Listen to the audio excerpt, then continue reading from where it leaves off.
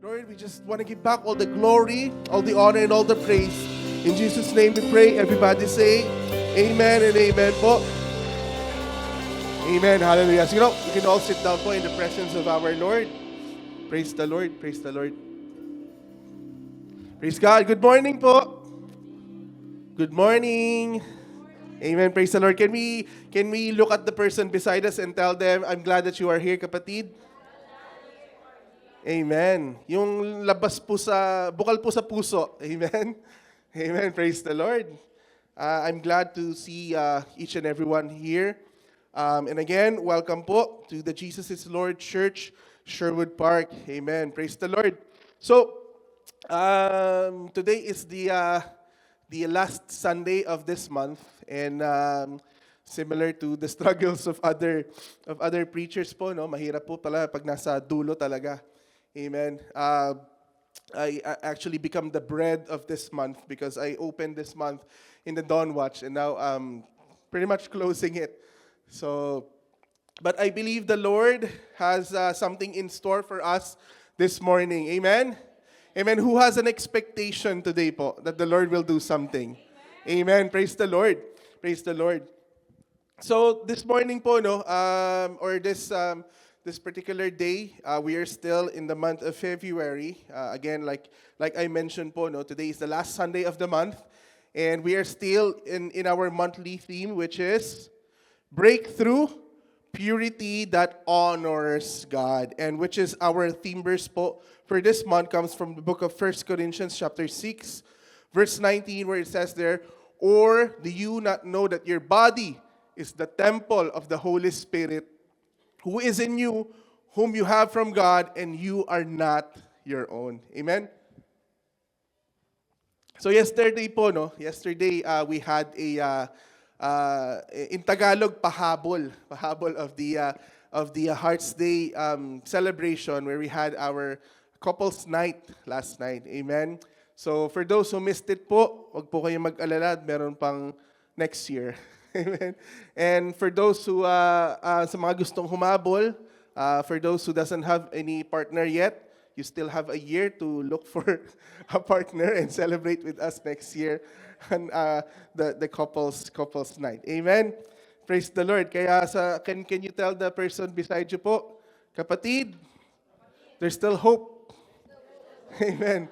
Praise the Lord.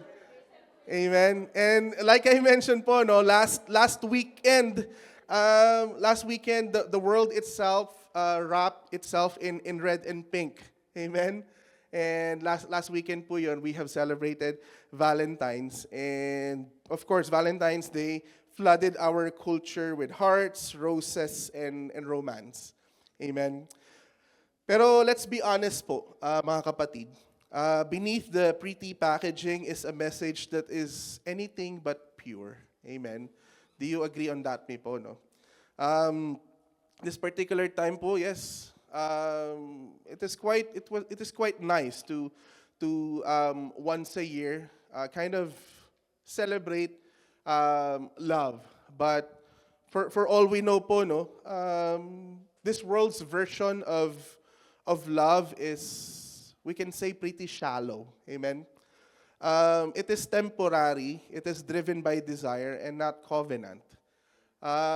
This morning po, no, allow me to just share a little bit of, of, of what God really wants to tell us.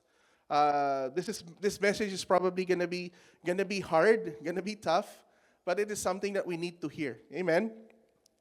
So the world is teaching us that the love that this world is teaching us is something that demands pleasure but avoids responsibility. Amen? Do you agree on that, mi po? It is a love that celebrates intimacy without commitment. Amen? And it is a love that normalizes sex outside of God's design. And people call it freedom. Amen? But sometimes po, no, the truth that sometimes we don't want to talk about, especially in the church, is that Valentine's Day didn't actually come from holiness. If we're gonna look about the history of it, its roots trace back to darkness. There's pagan rituals, distorted sexuality, passion without purity. So imagine po, no, what was once an openly immoral has now been cleansed up and dressed in romance, and sold to us as something that is harmless. Amen po. Yes, there's red and pink, there's roses, there's flowers everywhere. But beneath all of that facade is something that is very dark. And the spirit behind it never changed throughout all history po, no? The world teaches us that love is something that you feel. Amen. That's why whenever people ask the adults, what is the feeling of being in love? Amen. There's always that word feel. It is something you take. Amen. This world is teaching us that whenever you love, you take something from someone. Amen. What else? Something you express however you want. Love that you can just express however you want as long as it satisfies you. Amen. But God's word tells us a completely different story. Amen po ba? That's why we are blessed. Amen. Can we tell that to your seatmate po? You are blessed. Amen. We are blessed that we are part of a church family, a part of this wonderful ministry that teaches us about the Word of God. And the Word of God is saying that God's love is covenantal. Can we say that word po? Covenantal. And it also teaches us that love is sacrificial. Amen? That love is holy and love is pure. Amen? The Bible teaches us po that God's love doesn't exploit the body at all. It redeems it. Amen? The Bible teaches us that it doesn't enslave desire, but instead, it disciplines it. And what else? The Word of God teaches us that love doesn't lead to bondage. It leads us to freedom. Amen po. And that's why this morning po, no, let's be real, that we're living in a generation, very sad to say, we're living in this generation right now where impurity is celebrated, impurity is, or temptation is normalized, and holiness is being mocked. Whenever we declare that we want to be holy, instead of people celebrating us, people tend to mock us. Amen? Ang banal mo naman.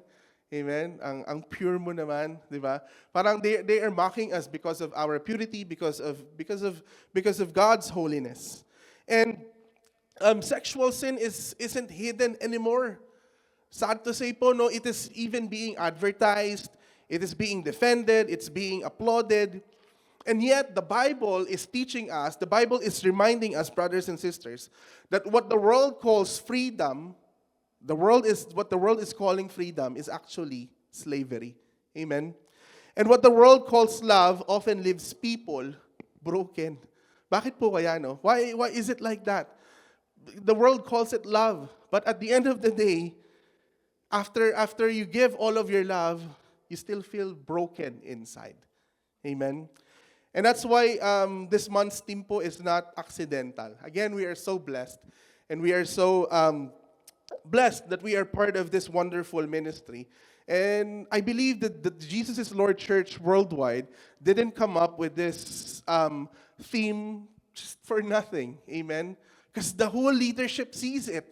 This whole facade of Hearts Day, of Valentine's Day is just giving us that false kind of love. Amen.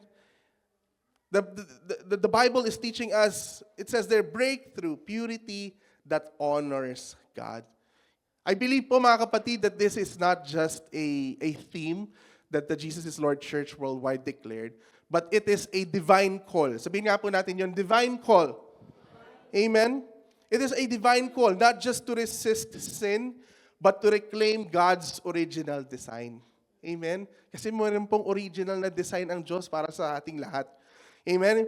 And because according to Scripture, our bodies are not our own. Similar to the text that we have read.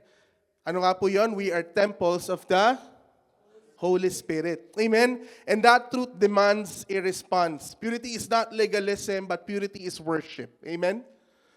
Naniniwala po ba kayo doon? Purity is worship. It is our form of worship. To be pure is to actually saying that, Lord, this is me being pure. It's my form of worship to you.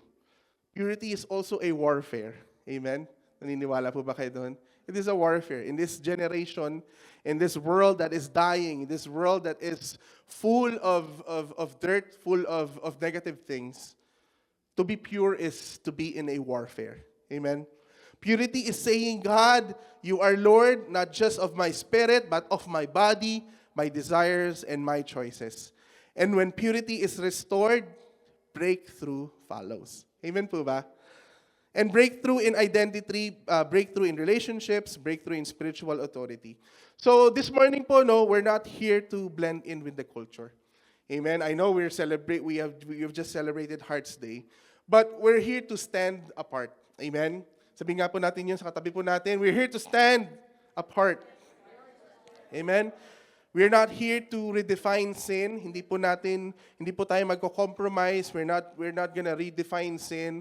We're not gonna define some small sins and big sins. Sin is sin. Amen po. So, but we are here to realign with the truth. Ano po yun? Saan po yun nanggagaling? Sa salita po ng ating Panginoon. Through the Word of God. Amen po? So, God is calling His people back. Sino po ba yung people of God here?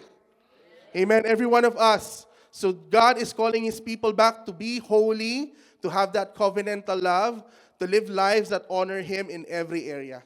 So, my question po this morning, mga kapatid, will we follow the love of this world? Or are we going to pursue the purity that releases God's breakthrough? Amen? The answer is yours. Amen? So, my title po for this morning of my message is Redefining Love, Purity That Lasts. And my main text po comes from the book of 1 Corinthians chapter 6, verse 9 to 20. Ba't yung pinagtatawanan yung design ko? Amen? Can I invite everyone to please rise as we give reverence in reading the Word of God po.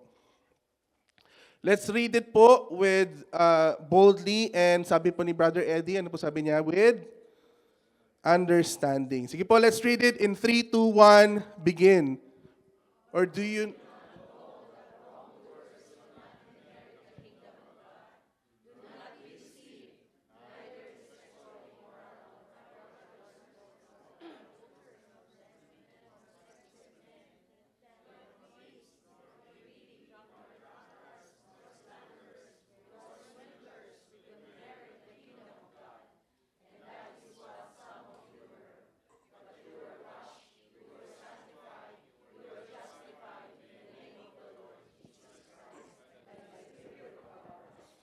I have the right to do anything you say, but not everything is beneficial.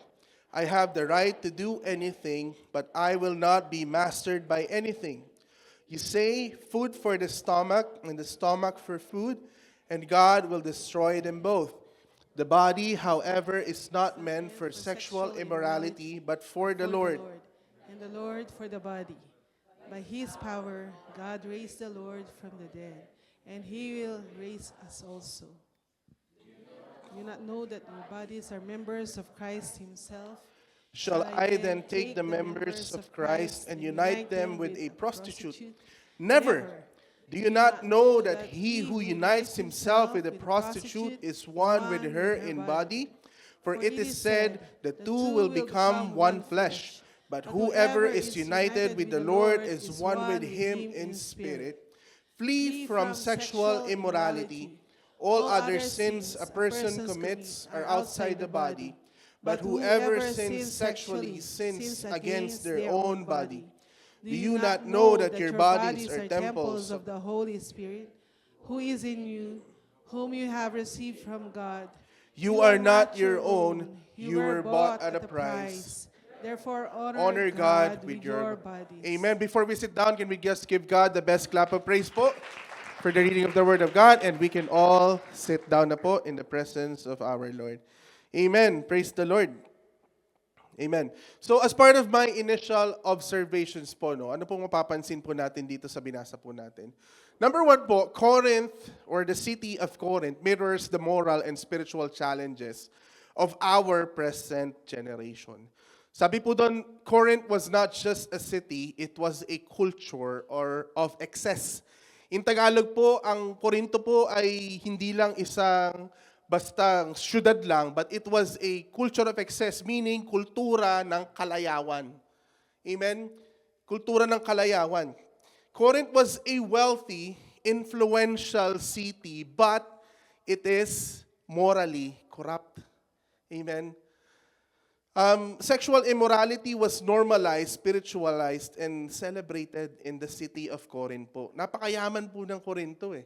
Amen? Malaking syudad during her time, but it was morally corrupt. Actually po, no, the temple of Aphrodite, which is the goddess of beauty in the Greek mythology po, no, imagine po, no, housed prostitutes. And sexual sin was not hidden. It was religious, public, and accepted.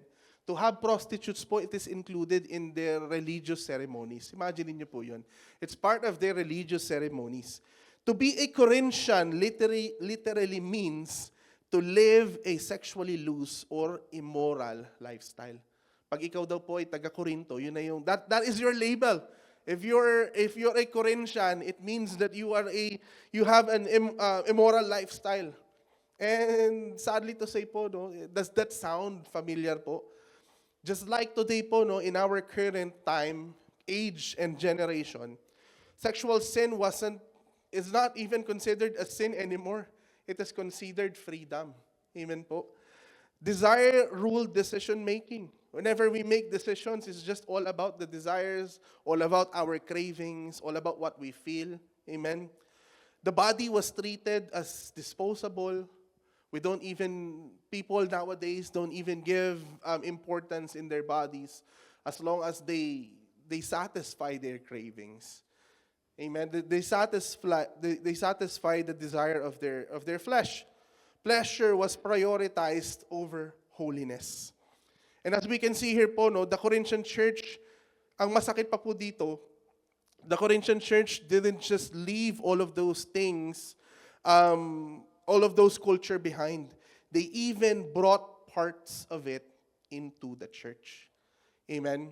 And that is something that we need to be aware of, mga kapatid. This message was written for the people of Corinth. But this is also a message that is happening. The things that are happening or that happen in Corinth are the same things that are happening in this current age, in this current time. That's why we need to be aware po of these things, mga kapatid.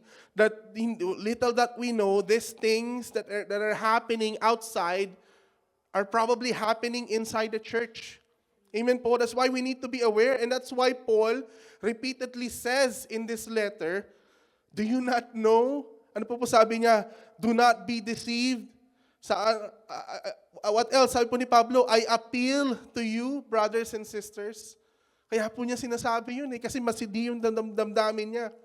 And that's why number 2, Paul was writing to believers who were saved. Imagine po, no? Paul, when he wrote this to the Corinthians, he is not referring to the unbelieving people of Corinth, but he was writing to the church of Corinth, which are people that are supposed to be saved, just like you and me. Amen po? He is writing to the church of Corinth.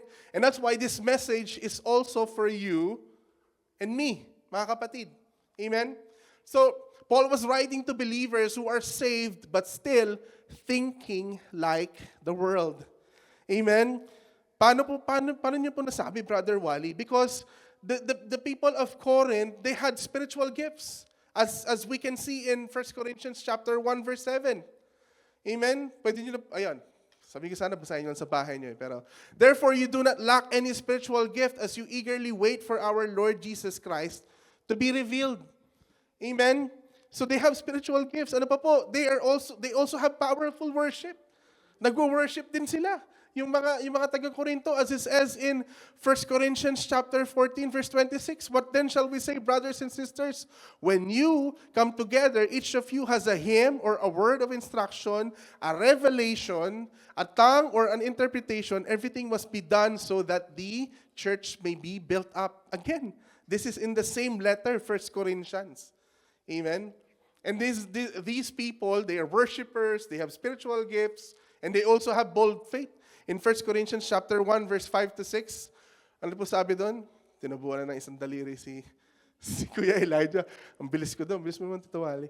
For in Him you have been enriched in every way, with all kinds of speech and with all knowledge, God thus confirming our testimony about Christ among you. Amen. So makikita po natin, these people, they possess what it takes to be a Christian. They have been given spiritual gifts, they worship, amen. They have bold faith, amen. If you look at the person beside you, do they possess those kind of things as well? Amen. The people beside you, they are men and women of faith. Nag-worship tayo together, amen. And yet, Paul is warning them, amen. Paul is writing to these believers. They have spiritual gifts. They have powerful worship. They have bold faith. And yet, they were confused about their purity. They were confused about their identity. They were confused about the ownership of their own bodies. Amen? And that's the tension. And that is the dilemma of this generation as well. Amen? We love God. Amen? Mahal po natin ang Diyos. Sino po dito nagmamahal sa Panginoon? And we worship passionately. Amen? Paiyak-iyak pa tayo, paluhod-luhod pa tayo. But sometimes, little that we know, our heart is very apart from God. Yes, we declare, we love you, Lord. We worship you passionately. But our hearts, because we keep on listening to the voices around us telling, yes, you can have Jesus and still live the way you want it. Kumakanta pa tayo ng, di ba, ano pa yung awit natin? Give me Jesus, give me Jesus. Ano po sabi po doon? You can have all. Kaya lang, may other version tayo. Okay lang, Ate Jill. Maporma na. Sorry. Pero yung other version natin, and I can have all this world. Sometimes, ganun po tayo, no? Yes, I love you, Lord. I worship you passionately, wholeheartedly. Wholehearted ba talaga? Amen. But sometimes po, no, yes, we can have Jesus, but at the same time, we also want to live the way how we want. Amen. And that's why Paul dismantles that lie. Hindi po yun totoo. Hindi po natin pwedeng gawin yun. We cannot do that. We cannot have Jesus and live the way that we want. We cannot sing, give me Jesus, and say, give me this world as well. That is a lie po, mga kapatid. Because breakthrough purity doesn't begin with our actions po, mga kapatid. It begins with knowing God's truth. Amen po ba? It begins with knowing God's truth. Ano po sabi ng Lord sa John 8, chapter 8, verse 32? And you will know the truth, and the truth will set you free. So patawarin niyo po ako, mga kapatid, if any of this message will hurt you, will touch your heart, or maybe you will be offended by it. Pero sabi nga ni Paz last Friday, ano po sabi niya? Do not be offended. Awit na lang tayo. Ano yung awit? Let me linger. Amen. So do not be offended po, mga kapatid. If there's any part of this message that's gonna touch something in your heart, but let the truth set you free. Amen po? Amen. Palakpakan nga po natin yung ating Lord.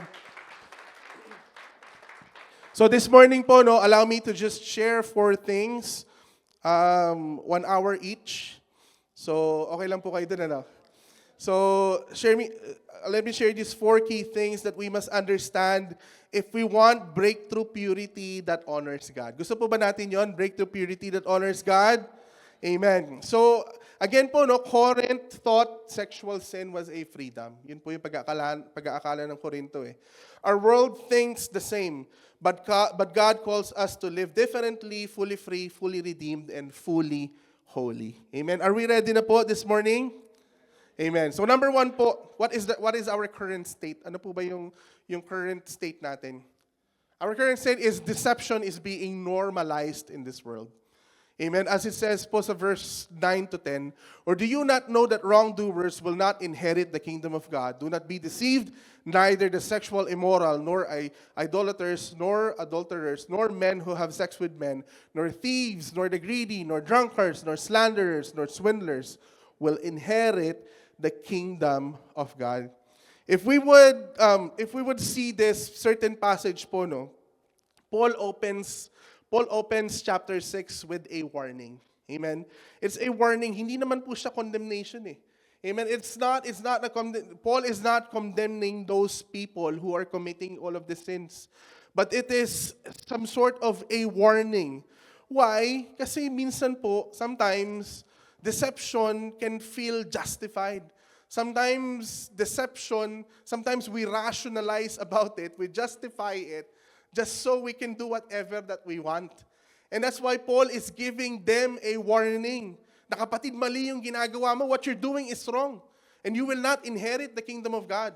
But he is not, again, mind you. Paul is not telling them na you're gonna go to hell right away. But Paul is just warning them.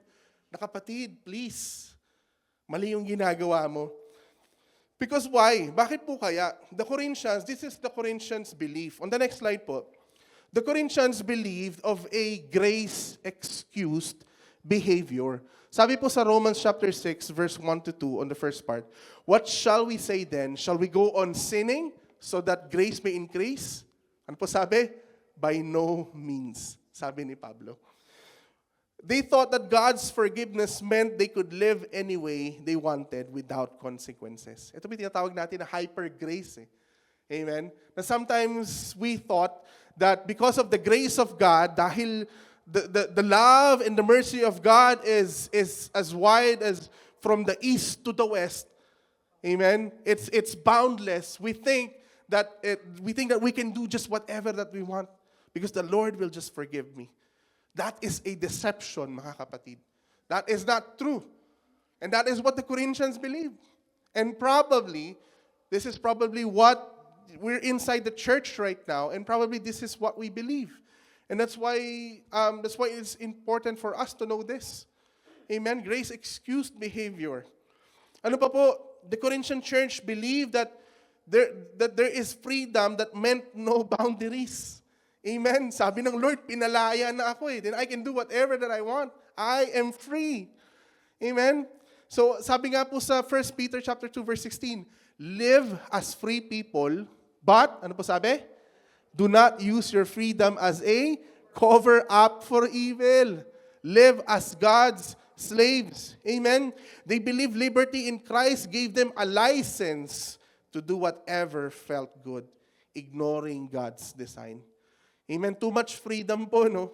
Or this is again, if there's hyper grace, this is probably hyper freedom.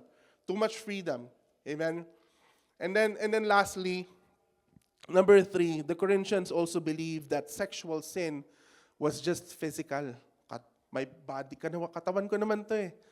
My body, my rules. Amen. Nadinig niyo na po ba yun? Sabi po sa 1 Corinthians chapter 6 verse 19, do you not know that your bodies are temples of the Holy Spirit? They minimize the impact of sexual immorality, seeing it as harmless, disconnected from their spiritual life. In the Philippines, do you know that song po? Nagsimula sa patikim. Pangit to example, no? Laklak. Amen. But it tells us something, right? It tells us a lesson. It begins with just the first taste. Amen. Nagsimula sa patikim-tikim. Amen. Pero pinilit kong gustuhin. Tinuloy pa talaga eh, no? What I'm trying to say is sometimes because of that first taste, of that one little first try, your heart becomes numb. And then what happens next? Your heart becomes callous. And then what happens next? Then it becomes a stony heart. Amen. Then it becomes a bondage. It becomes a stronghold that you can never get out of. Nagsimula lang doon. It just started with just one little thing. It was just physical. It's just my body. It doesn't affect me anywhere at all. But little that we know, it affects our whole being. Affects our soul, it affects our relationship with God. Amen po. And that's why po, if you were here during Dawn Watch, I've also shared about something like on my next slide. There's something that we call that if you try to be pure without mercy, you get legalism. And when you just try to be pure and you don't understand the mercy and the loving kindness of God, then because of that, you're just filling up your checklist. Oh, I want to be good, I want to be good. That's legalism. Amen? On the other hand, if you try to have mercy without purity, you know the love of God, you know His loving kindness, God is merciful, God is kind, then you know nothing about purity, then you get a license to just do whatever you want because you know that God will forgive you because He is merciful, He is loving. Now you get a license to just sin and sin and sin. And that's why mercy and purity cannot be taken apart. But when pure mercy meets purity, you get liberty. Then you get true freedom. Amen? Palapakan nga po natin yung ating pong Panginoon. And that's why, kapatid, no, Paul calls it deception dressed as freedom. Amen? And that's why Paul, his warning was, ano po sabi po niya dun sa verse na binasa natin kanina? Do not be deceived. Can we look at your seatmate right now and tell them, kapatid, brother, sister, do not be deceived. Amen? Wag po tayo magpapalinlang, magpapaloko. Amen? Do not be deceived. Freedom without responsibility is slavery in disguise. Amen? The word wrongdoers po, no, if we're gonna go back to the text that we have read, sabi po doon, or do you not know that wrongdoers, or in other translations po, the term that in the ESV, the term that was used is the unrighteous. Do you not know the unrighteous will not inherit the kingdom of God? The Greek word that was used here was adikos. Yung siguro galik yung word na adik, no? Adik. Wrongdoers. It implies, what does that mean po? It implies those whose behavior is indistinguishable from the unbelieving world. People whose lifestyle mirrors the culture outside the church. And that's why po, no, ang sakit po siguro nito if you are gonna be called adikos ka ba? Amen? That is someone that is like, you're a behavior that is indistinguishable from the unbelieving world. And when lagi natin ito nadidinig, we hear it every time in the preachings. Christian ka pala. Christian ka pala. Parang hindi halata. Amen? Amen. And that's what it means po, mga kapatid. And that is what the Corinthians, that's the lifestyle of the Corinthian people. Amen? That their behavior is indistinguishable from the unbelieving world. Amen? Paul is describing the characteristics of unbelievers here, but this is not a blanket condemnation. It doesn't mean, hindi po sinasabi ni Pablo that all that have indulged in sexual sin, greed, drunkenness, or theft are automatically excluded from God's kingdom. Again po, no, hindi ko po sinasabi na if we have committed those sins, then automatic we're going to be thrown into hell. That's not what Paul is trying to teach here. Again, Christians can come from all kinds of backgrounds. Amen. Iba yung like for example, the example of our dear pastor. She came from a background of living in Tondo. Amen. I came from a different background where my background is there's just drunk people around me. I have my titos that when I was a little kid, they're always drunk. Amen. That is the background that is the environment that I've lived in. And was it our fault? Was it your fault that you lived in that kind of environment? Yes. All of us, we all have our struggles in overcoming evil desires, mga kapatid. But what Paul is trying to teach here, that we should not continue in these practices. Amen. Hindi naman po natin kasalanan na pinanganak tayo sa ganung klaseng pamilya. Amen. But it becomes a sin, it becomes a problem if we keep doing it. Amen. If we keep doing it.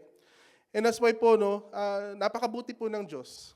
Amen? There's 1 John 1:9 that if we confess our sins, He is faithful and just, that He will forgive us of our sins, purify us from all our unrighteousness. Amen? Palapakan po nga po natin yung ating po Panginoon.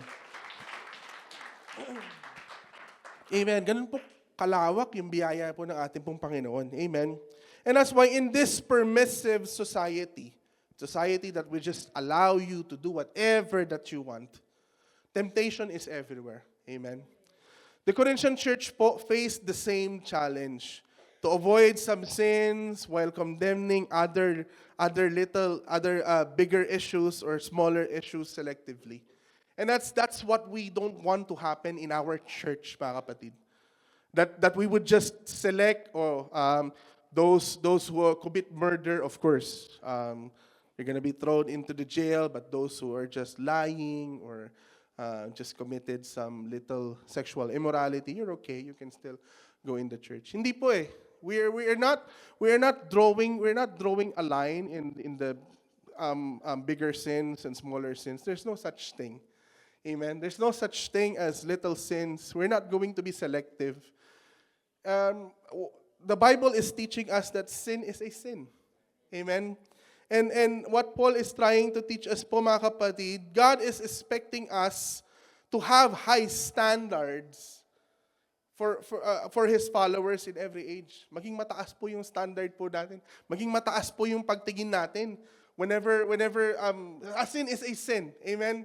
There's no line in that. Sexual immorality, idol worship, adultery, practicing homosexuality, theft, greed, drunkenness, slander. These are not small issues po, mga kapatid.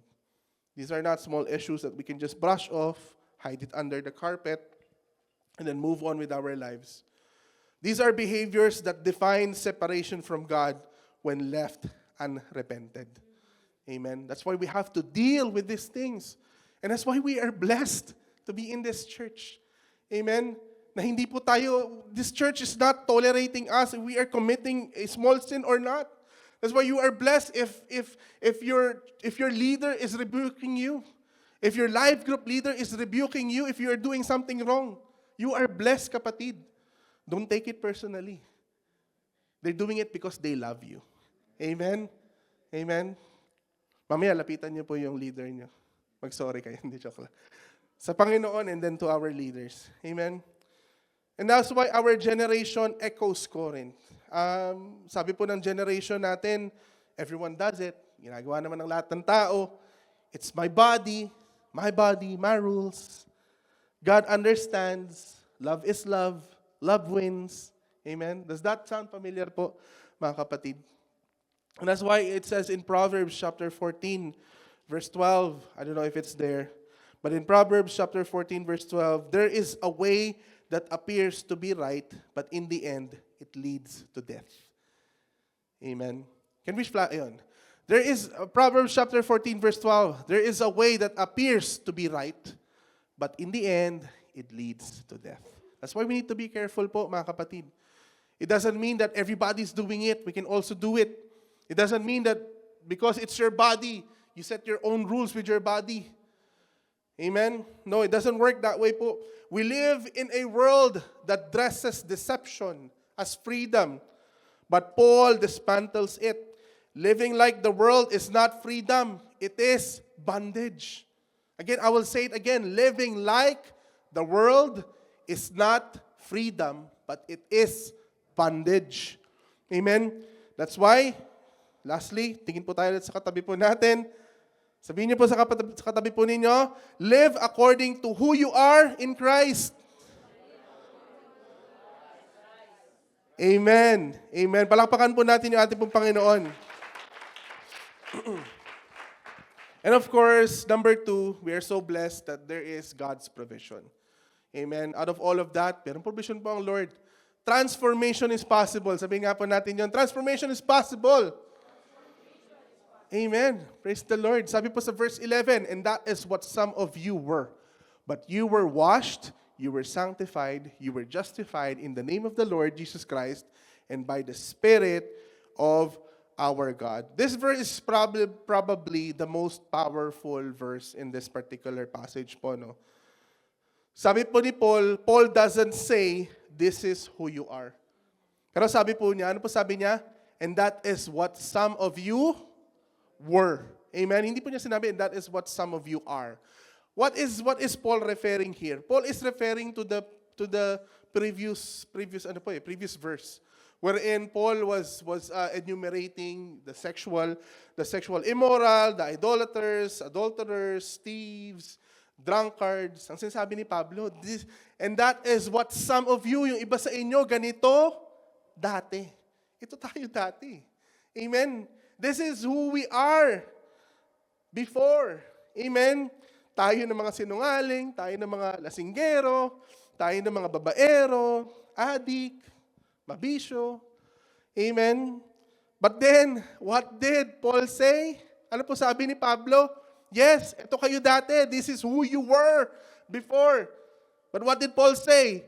But you were washed. You were sanctified. And you were justified in the name of the Lord Jesus Christ. And by the Spirit of our God. Amen? Past tense na po, mga kapatid. Past tense. Amen? And because God doesn't just forgive what you did, hindi lang pinatawad ng Diyos yung mga kasalanan natin. But He breaks the sin's hold on your identity and restores you to who you really are in Christ. Amen? God is just bringing us back to who we really are. Amen? And our identity is not as those sexually immoral, not those being drunkards, or not those people who commit those kind of sins. But our identity is in Christ. Amen? And that's why this world will give us labels. Amen? May mga label tayo noon eh. Babaero, lalakero, amen? Ano pa ba? Ero. Tomaero. Amen? But our God transformed us completely. Amen? This world may have branded you, but the Lord has redeemed you. Amen? This world probably labeled you with all sorts of kinds of labels that this world can label you. But God has already redeemed you. Amen? Amen. So let's break it down po, no? Break it down. So on the next slide. So what does it mean? Kapag washed, you are cleansed. Amen? Pag naligo ka, ano pakiramdam? You feel fresh. Amen? Because you are cleansed. Your past doesn't define you anymore. Your sins, shame, failures have been cleansed. Every mark of impurity, every compromise, every act of disobedience has been washed away by the blood of Jesus. Amen? You are clean. You are no longer enslaved to what was once held you captive. Amen? Kung dating ikaw yon, hindi na ikaw yun ngayon. That's why Paul is saying, that's what you were before. Amen? Before. But now, what else? You were washed and now you are sanctified. Amen? You are set apart. You are set apart for God's purpose. Amen? You are no longer ordinary. Ordinary behavior no longer defines your path. God calls you holy, distinct, and valuable. Sanctification means separation from sin and alignment with His will. Hindi po ito legalism, but it's about your position. Amen? Your position in front of our God is protection and its purpose. And lastly, what does it mean to be justified? You are now fully accepted in the sight of God. Amen? Dating ikaw, ang patutunguhan mo dapat ay kapahamakan. Amen? You are bound to go to hell. You are bound for destruction. But now you have been justified. What does that mean? You are now right in the sight of God. You are fully accepted before God. Not partly, hindi lang yung kalahati, but your whole being. Not conditionally, but totally. You stand righteous in His sight, covered by the merit of Christ. Your identity is no longer sinner. Kung ano man yung label na nakalagay dito, it's all been erased, but you are now beloved, redeemed, and approved. Amen? Palakpakan po natin yung ating pong Panginoon. So Paul has emphasized, emphasized on this three things po. Why? This is to show that transformation is both positional and also practical. We are not just forgiven, hindi lang tayo pinatawad ng Lord, but we have been remade. Amen. We are not just forgiven. Imagine niyo yun. Imagine the love of God. He did not just forgive your sins, but He remade you into someone new. Amen. Think about that context po, no? The Corinthian came from every kind of background. Katulad po natin, similar to us, we came from different kind of backgrounds in our lives. Amen? Different kind of environment that we lived in. Some were idolaters, prostitutes, thieves, drunkards, idolaters. Someone even engaged in greediness. These were the very behavior po na nilist down po ni Paul in verses 9 to 10. And yet, brothers and sisters, through Christ, sa pamagitan po ng ating pong Panginoong Hesukristo, all who believe can be washed, sanctified, and justified. Amen? And this is a crucial part of our Christianity po. Why? Because Paul isn't saying sin doesn't matter. Hindi naman sinabi ni Paul na wala nang, that sin doesn't matter. He isn't excusing past or ongoing rebellion. But he is making clear, ito lang po, gusto ko pong sabihin at gustong sabihin ni Pablo sa inyo mga kapatid. That's why he wrote this letter. And let the letter to the Corinthians speak to you as well, brothers and sisters. He is saying that no background, no pattern of sin, no failure is beyond God's transformative power, mga kapatid. So no matter what you did in the past, if you think that you're condemning yourself because of the things that you have done in your past, that God can no longer forgive you, God is telling you right now, nothing is beyond God's transformative power. He can change you, mga kapatid. Amen. Can we tell that to our seatmates po? He can change you. Amen. Hallelujah. Even those struggling with evil desires can be made now. The change begins in the Spirit, and the Spirit doesn't just forgive, it restores, reclaims, and redefines. Kaya sometimes po, no, people are afraid to go to church. Why? Because they think that purity is about perfection. Amen? Sabi nga ni Paz, meron bang ang pangalan dito ay perfecto? Wala naman po, di ba? Nobody is perfect. Amen? Nobody is perfect. And that's why, sabi po doon, purity isn't about, ayun, nakasulat to. Purity isn't about perfection. It's about our position in Christ. Breakthrough begins when we stop identifying with who we were and start living from who we are in Him. Sige, palakpakan po natin yung atin pong Panginoon. And that's why that is the beauty. That is the beauty po. That is the beauty of that is the beauty of the gospel. That is the beauty of the love of Christ, mga kapatid. Amen. That being washed, sanctified, and justified releases power for life today. Amen. Kaya kapatid, God is telling you right now. God is telling you right now, brothers and sisters, that you no longer have to hide in shame. Hindi mo kailangang ikahiya kung ano yung nakaraan mo. You no longer have to excuse what the world calls freedom. Amen.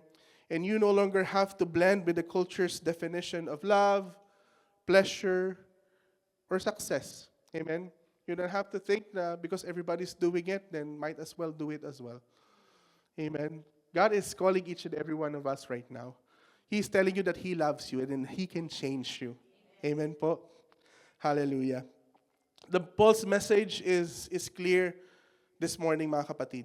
Your identity in Christ trumps your past, your culture, and your desires. Amen? His love is greater than all of it. This is God's provision. Ito po yung provision po na binibigay sa atin ng Panginoon. For breakthrough purity, it is real, it is available to each and every one of us. Amen po? And it is non-negotiable for every believer. And that's why po, in Galatians chapter 2, verse 20, sabi po ni Pablo, I have been crucified with Christ, and I no longer live, but Christ lives in me. The life I now live in the body, I live by faith in the Son of God, who loved me and gave Himself for me. Palakpakan po natin yung ating pong Panginoon. Number three. Number three po, but also there's man's excuse. Meron pa rin excuse ng tao eh. Amen?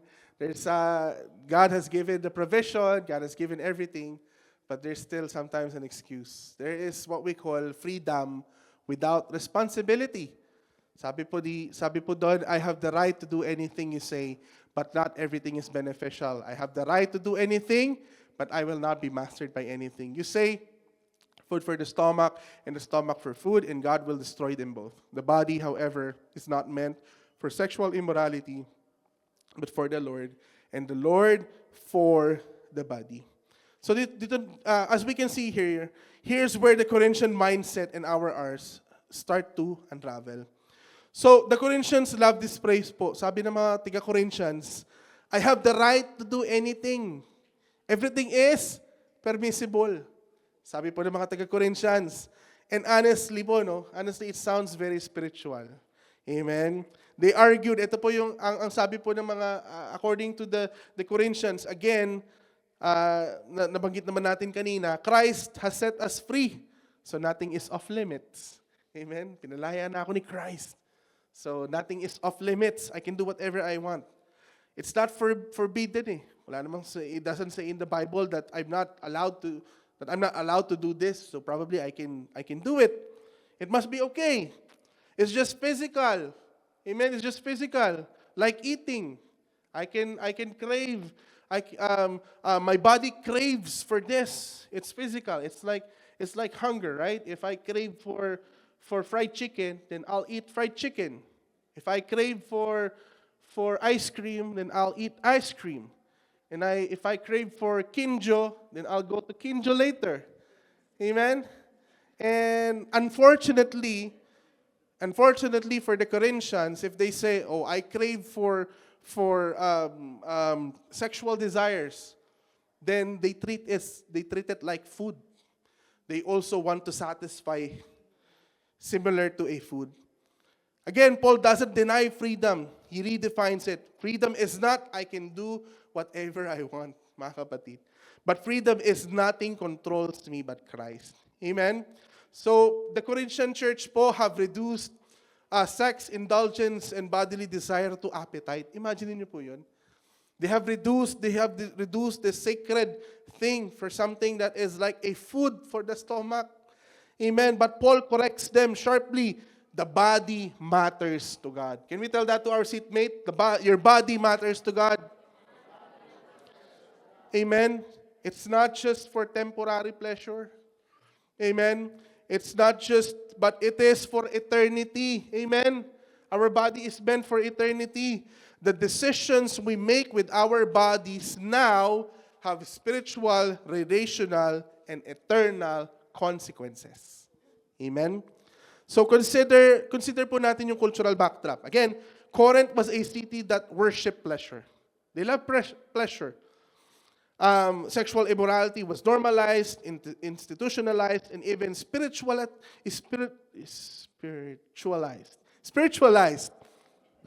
through the temple of Aphrodite. Nabanggit ko nga po kanina. Amen? When they have prostitutes, and the prostitutes are even included in their religious ceremonies. And imagine niyo po, that's what happened way back. But now, this is what happens today. Imagine niyo po, movies, shows, social media. Amen? Today is doing the same thing. Presenting sex outside marriage as normal, desirable, even virtuous, while marriage in this current age and time is being mocked as something that is confining. Amen?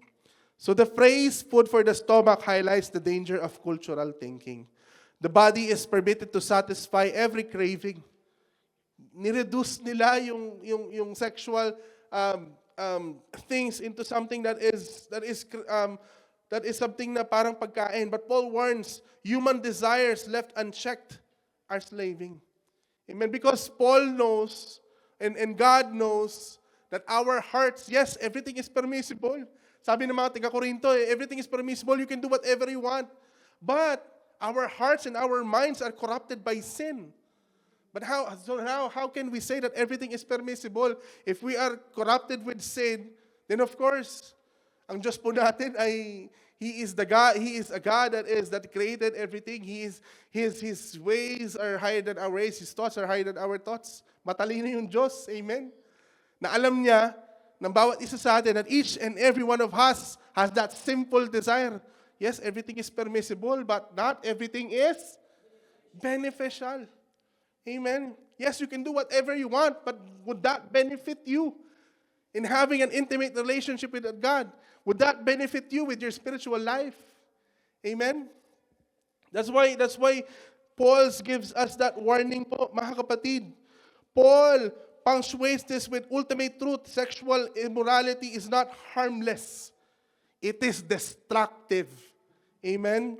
It hurts God, yourself, and others. It damages relationships, identities, and communities. It steals joy, peace, and intimacy. God does not forbid sexual sin to be difficult. He forbids it to protect us. Amen. So, again, notice po natin kung paano na-build yung momentum. The Corinthian church, like us today, is tempted to rationalize sin. And even us right now, we tend to justify things around us. We always justify. Amen? Movies, culture, peer pressure, all whisper, sinasabi sa atin ng mundong ito, it's okay. It's normal. It's happening all around us. It's normal, it's freedom, it's love. It's your body, your own rules. But Paul dismantles that lie. Again, living like the world is not freedom, it is bondage. Amen. Kaya po, as Christians, here's the call. Here's our call, brothers and sisters. Christians must not excuse sin with cultural reasoning. Not because everybody is doing it. Not because it is permissible. Not because it is not written in the Bible specifically. Then we're gonna do it. Amen? We must not treat our bodies as playgrounds. We must not reduce God's design to appetite. Amen?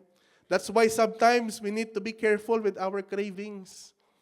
Amen? Kami po, mag-asawa, we always crave. Pag naki-crave kami, that's why we're always on the road. we crave for food. But Paul is warning us, we need to be careful with our cravings. Amen po? We need to be careful with our cravings. Instead of satisfying our cravings, we should run toward opportunities to glorify God with our bodies. Amen po ba? Freedom in Christ is real, but it is disciplined, purposeful, and kingdom-aligned. Amen. Palapakan nga po natin yung ating pong Panginoon. Amen. Truly indeed, no, we are really so blessed. Amen. I know the message is kind of hard, but it is something that we need to hear. It's something that we need to be aware of, especially in our families. Amen. It is our reminder for every one of us, not just for the young ones, but also adults. Amen. Because we never know. We never know when temptation comes, when the knock of the enemy comes. We don't know. Amen. At least now we are aware and we can, pwede po tayo magbantayan. Amen po ba? Amen. Praise the Lord. And lastly, as I end po, number 4, God's design, which is ownership and honor. In verse 19 to 20, it says there, "Do you not know that your bodies are temples of the Holy Spirit who is in you, whom you have received from God? You are not your own. You were bought at a price. Therefore, honor God with your bodies." And this is the foundation po, mga kapatid, brothers and sisters, of breakthrough purity. Everything we have seen so far from 1, 2, 3, there is deception, temptation, excuses. It all culminates here po. Breakthrough purity is not about rules. It's not about fear. It's not about shame. But it's about ownership. Sabi nga po natin yung word, ownership. Amen? Your body is no longer your own. Do we believe in that po? Your body is no longer our own. Why? Because number one, Jesus has bought us. Jesus' blood purchased you from sin. Dahil sa dugo ni Kristo. Amen. It's been paid for. Every part of your body carries eternal value. Amen. Do you believe on that po? Yung katawan mo, it carries eternal value. There is a value in eternity. Amen. And lastly, you have been redeemed. Can you tell that to yourself? I have been redeemed. Your identity, your purpose, and destiny are now all aligned. Are now all aligned in God's purpose po, mga kapatid. The Corinthians had struggled to see the eternal value of their bodies. Ito po yung hindi nakita po ng mga Corinthians eh. They didn't see that their bodies, they think that their bodies are just disposable. They keep on saying, my body, my rules, I can do whatever I want. It's my body. It's my own body. It's me. I can do whatever that I want. What they didn't see is there is an eternal value sa ating pong mga katawan. And it is also the same message for each and every one of us here, mga kapatid. There is an eternal value to your bodies. They thought that physical indulgence was harmless. Again, sabi ko nga kanina, di ba? Pangit yung example, pero ulitin natin. Nagsimula sa patikim-tikim. Amen? But Paul shatters that illusion. Bakit po ba? Why does it matter? Because one, desire finds order. When God owns the body, appetites no longer dominate you. They are guided by His Spirit. Amen? Ano pa po? Identity finds clarity. You are no longer defined by your past sin. You are no longer defined by cultural permission. Because this is what the world does. Hindi na po eh. We are not defined by that anymore. But you are defined by Christ. Amen?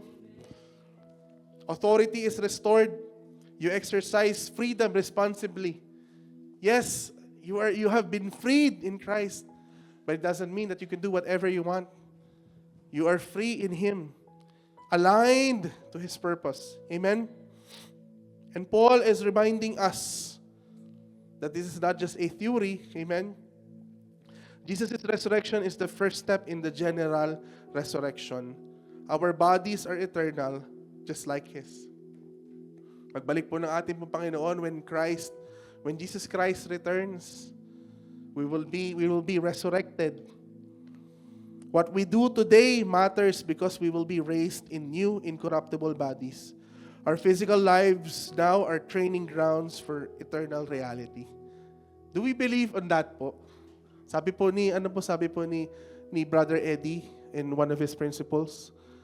The first one, the quality of our life in eternity depends on the quality of our obedience and faithfulness in serving God here on earth. This is your training ground now, mga kapatid. Whatever the decisions that you make right now has an eternal value. Whatever you do in your bodies right now has a value in eternity. Amen. That's why we need to give importance in that. And that's why purity is not a restriction. Hindi naman po natin sinasabi na kapag sinabi natin maging pure ka, maging banal ka, bawal na lahat. It's not about restriction, but it's about the right alignment. Sabihin nga po natin yung word alignment. It is worship. It is, again, sabi ko nga po kanina, it is warfare. It is saying, God, you are Lord, not just of my spirit, but of my body as well. Amen? And that includes my desires and my choices. Amen. Nakita po natin do we see the progression in this teaching this morning? Point one shows deception. Amen? Sabi ng mundo, freedom can be without boundaries. But we know that is a lie. Amen? Point number 2 shows God's provision. That we are washed, despite of the things that we have done in the past. We are washed, we are sanctified, and we are justified. But there's still man's excuses. Sabi ng tao, freedom without responsibility is bondage. Amen? And then lastly po, makita po natin, still, babalik tayo. We're gonna go back to God's original design, which is ownership. Amen? Honor and eternal value. And this is where breakthrough begins, mga kapatid. This is where breakthrough begins in our lives. Not because we are going to try hard. Amen? But living in fully surrender under God's ownership. Are we willing to do that po this morning? Are we willing to say that enough is enough, Satan? Enough is enough of what you've done in my life. You have shown me a lot of deception. Yes, maybe we have enjoyed a little bit of our life. Maybe we enjoyed it a little bit with the pleasure, with the things that this world has offered us. But yet, yun na po yung ginawa ni Satan sa buhay po natin. Yes, we have probably enjoyed it for a little while. And still, why do we still broken? Why do we still feel broken in our lives? Why do we still feel that there's still emptiness in our hearts? Amen. And that's why po, when we honor our bodies as temples of the Holy Spirit, every decision, every relationship, every desire aligns with His kingdom. Can we all rise up po in our feet? And in my conclusion po, sometimes po, no, we see that purity is something that is old-fashioned. Amen? Yung maging sa Pilipinas, in Tagalog words, yung maging banal, yung maging malinis, magiging parang Maria Clara. Amen? It's something that is old-fashioned. It's just for the older generation. For the new generation, it's something different. My body, my rules, I can do whatever I want. Hindi po eh. Purity is not being old-fashioned. It is about being set apart in this compromised age. Amen? This world is dying. This world will tell you a lot of lies. This world will tell you a lot of different things just to satisfy your flesh, satisfy your desire. Amen? But it will still leave you brokenhearted. It will still leave you empty in your heart. And that's why the city of Corinth, hindi po nila kailangan, they did not need a new culture. They need a renewed mind. And similar to us, brothers and sisters, this morning. Pwede po nating hilingin sa Diyos, Lord, sana I wish that I was born in this kind of family. I wish that I grew up in this kind of environment. No, we don't need a change of culture. We need a renewed mind. Kaya po sabi sa Romans chapter 12, verse 1 to 2, as I end, therefore, I urge you, brothers and sisters, in view of God's mercy, to offer your bodies as a living sacrifice, holy and pleasing to God. This is your true and proper worship. Do not conform to the pattern of this world, but be transformed by the renewing of your mind, and you will be able to test and approve what God's will is, His good, pleasing, and perfect will. Kaya kapatid, brothers and sisters, there's an invitation right now. If this is your first time attending this church, the Lord is giving you this invitation right now. Maybe you are tired of living of your own life. Maybe you're wondering, Lord, can you still forgive me because of the things that I've done in the past? Lord, can you still, and I still enjoy a life that is free? Lord, even though in the past I have enjoyed living the life that is immoral, living a life that is away from you. The Lord is telling you right now, brother and sister, that you can still have a life that is full, a life that you can enjoy in the presence of God. Jesus is telling you right now that He loves you, that He cares for you, kapatid, that He is willing to forgive your sin, that He is willing to wash you, to sanctify you, and to justify you, to make you right in front of God.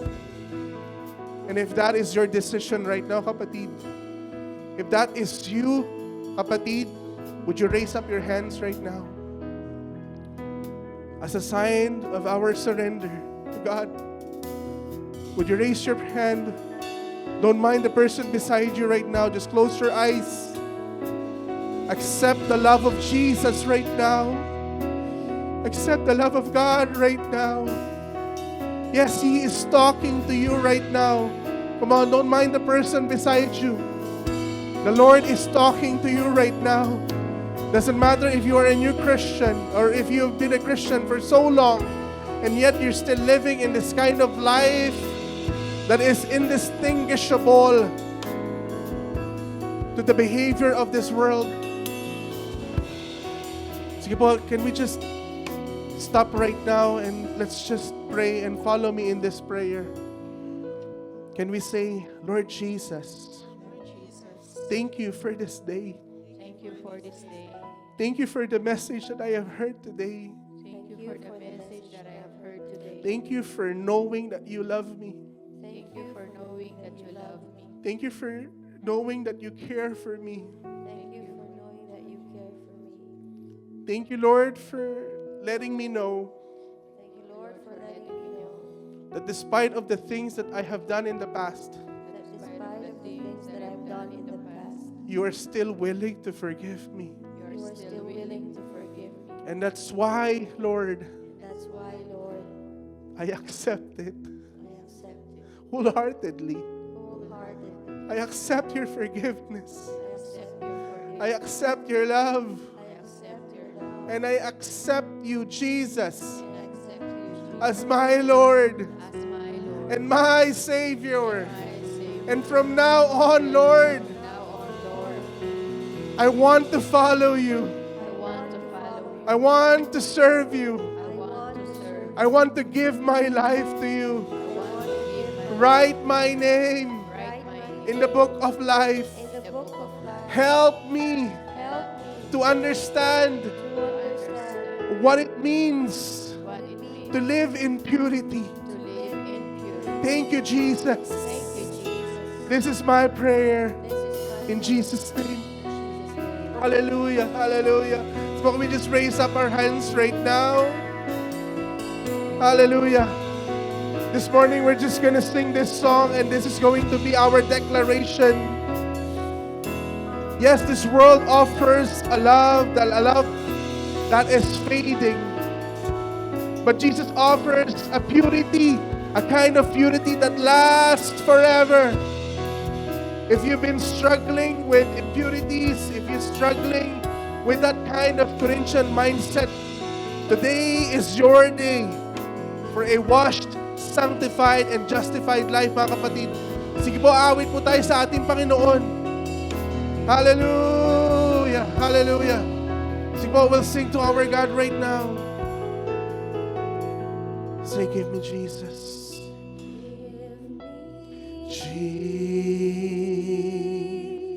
Jesus. Give me Jesus. You can have all this world. You can have all this world. Can this be the prayer of our hearts right now? Sa lahat po ng napapagod na, sa tawag ng kaaway, to those who wants to say, Satan, enough is enough. Enough of the deceptions, enough of the lies. Sige po, if you are ready right now, just raise up your hands and sing this song as a declaration.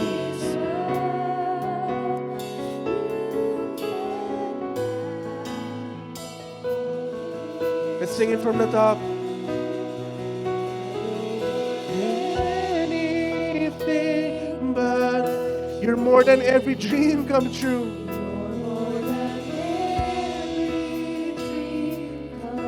All of the things I thought I wanted.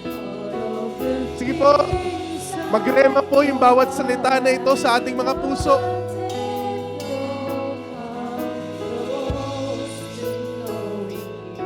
Now that I am yours and you are mine. Come on, sige po. Let this be the prayer of our hearts.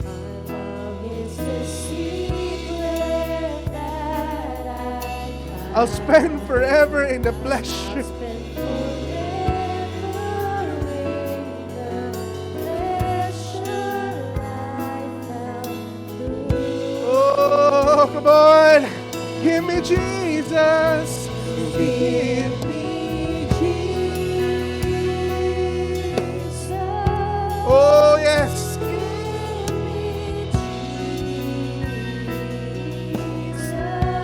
You can have all this world. Oh, yes. Sige po. Have all this. Oh, give me Jesus.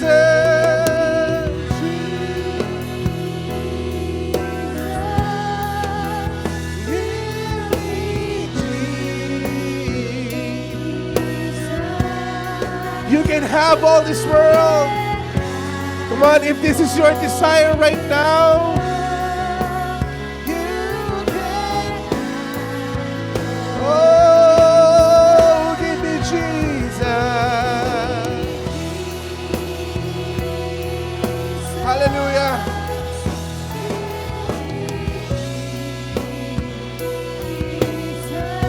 You can have all this world.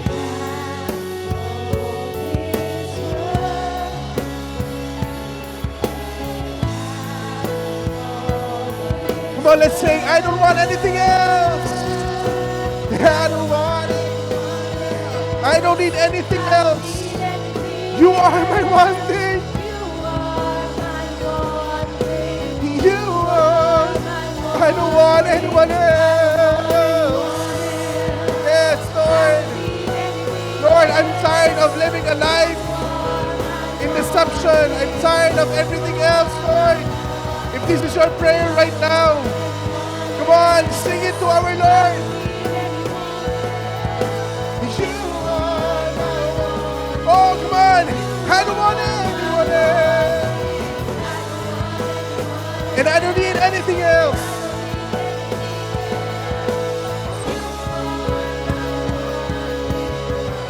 Come on, let me hear the voice of God's people. And I don't want it.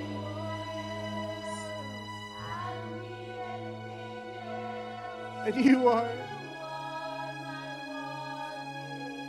You are. And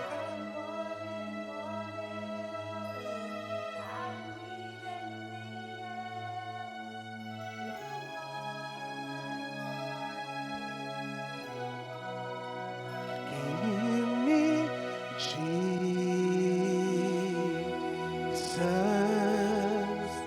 Give me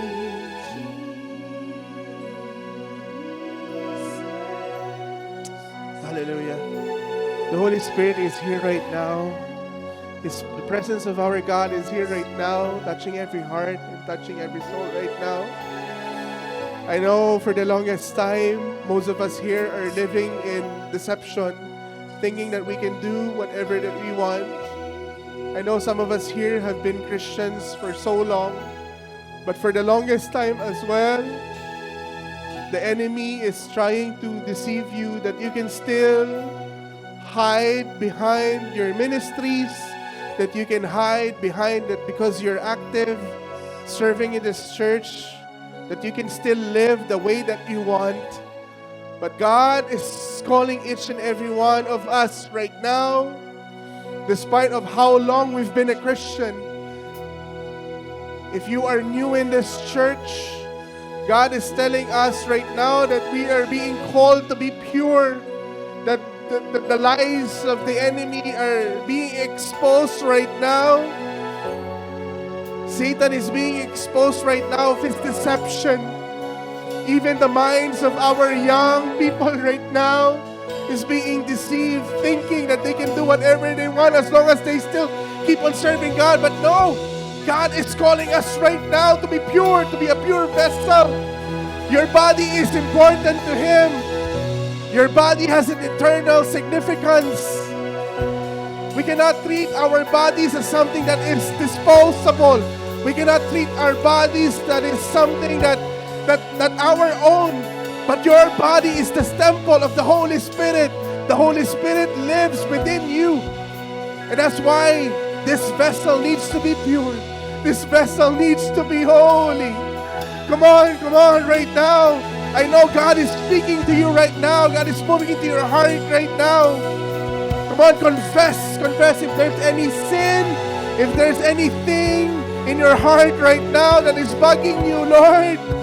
Lord, I don't want to be in this kind of life anymore. Lord, I want to be free. I want to be free. I want to be free, God. Oh, come on. The Spirit of the living God is working right now. He is moving, touching every heart, touching every soul right now. Oh, come on. Come on, in the mighty name of Jesus. Sige po. Let us not just be spectators right now. If God is touching you to repent, then repent. Repent right now. Repent. For the kingdom of God is near. He is coming so soon. He is coming so soon. Oh, yes. He is coming so soon. He is coming so soon. Hallelujah. Hallelujah. Yes, Lord. Oh, Father God, we thank you and we bless you. Salamat po, Panginoon, for exposing the lies of the enemy, oh Lord. The enemy has no control over the lives of each and everyone that is here today, regardless of age. Lord, sometimes we get too prideful because we have been in the church for so long, that we've been a Christian for so many years that we don't even think about what we think or what we do. But Lord, enough is enough. Enough is enough. The lies of the enemy, Satan, we are exposing you right now. Oh, yes, hallelujah. Oh, yes, Lord. Sexual immorality, hallelujah. We cast it out in the mighty name of Jesus. There is no place, there is no place in the minds of your people, oh Lord. Oh, Lord, you have set this theme. The Jesus is Lord Church Worldwide has set this theme for a purpose. Hindi lamang po ito basta theme lamang, but this is a prophetic declaration, Lord, that we have to be pure. We have to be holy in the sight of God. That our bodies have eternal significance, Lord. Oh, hallelujah, hallelujah. Salamat po, Panginoon. Salamat po, Lord. Thank you, Lord. Thank you, Jesus. That you have caused us, Lord, to repent. That you have caused us, oh God, to reflect on the things that we have been doing, oh God. Minsan po, Panginoon, we have blind sides, Lord. But thank you for exposing the works of Satan in our lives, God. And that's why today, oh Father, we declare breakthrough purity in the lives of everyone that is here, and even to those who are listening via online streaming, Lord God. Purity that honors God. Lord, I want our life to be something that brings honor to your name, oh Lord. Regardless of our age, regardless of how long we've been in the church, oh Father, we are all vulnerable to the attack of the enemy, oh God. And that's why we humble ourselves down to you, oh Father. And we accept, Lord, that apart from you, we can do nothing. Thank you, Jesus. Thank you, Holy Spirit. Salamat po, Panginoon. At Panginoon, pinagkakatiwala na po namin, Lord God, everything that is going to happen as we go back to our places of assignment, Lord God, in our workplaces, Lord God, in our homes, in our school, Lord God. Allow us, Lord God, to continue to just manifest, Lord God, the purity, Lord God, purity that brings honor to you, O Father. Salamat po, Panginoon. Guide us, and Holy Spirit, be upon us, Lord. Maraming salamat po. This is our declaration, Lord, and this is our prayer in the mighty name of our Lord Jesus Christ. Everybody say, Amen. Amen. Hallelujah. Hallelujah. Praise the Lord. Come on, church. Let's all declare, we are washed